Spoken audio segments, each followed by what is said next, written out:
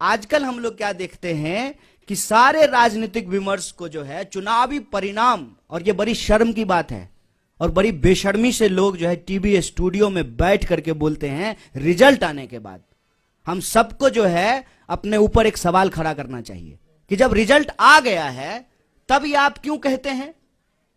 Reporter भी बोलते हैं, पार्टी के स्पोक्स पर्सन भी बोलते हैं, अब असली खेला शुरू होगा। क्या खेला शुरू होगा? ये बेशर्मी हमारे आंख के सामने में हो रही है। जब परिणाम आ गया है, सिंपल मेजोरिटी किसी पार्टी को आ गया है, तो क्या खेला शुरू होगा? ये जो बेशर्मी और बेईमानी है ना, इसको हमको नैतिक बल देना बंद कर देना चाहिए। चुनाव जीतने की अगर बात करते हैं, मध्य प्रदेश की चुनाव हम नहीं जीत गए थे। कैसे मध्य प्रदेश में हमारी सरकार चली गई? क्या कर्नाटक में हम चुनाव नहीं जीत गए थे?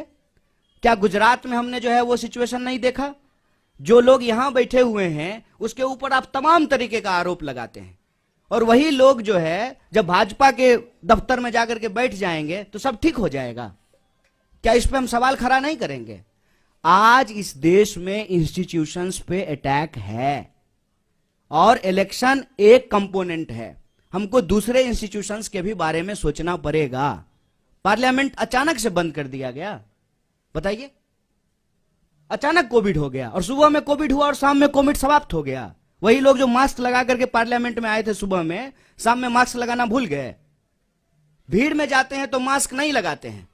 जब रैली में जाते थे, जब डेल्टा वेरिएंट था, दीदी ओ दीदी कर रहे थे बंगाल के चुनाव में जाकर के, डेल्टा वेरिएंट था, तब जो है मास्क नहीं लगा रहे थे। और जब चीफ मिनिस्टर्स के साथ ऑनलाइन मीटिंग हो रही है, जूम कॉल हो रहा है, तब मास्क लगा लिए हैं। लोग को मूर्ख समझते हैं, बेवकूफ समझते हैं।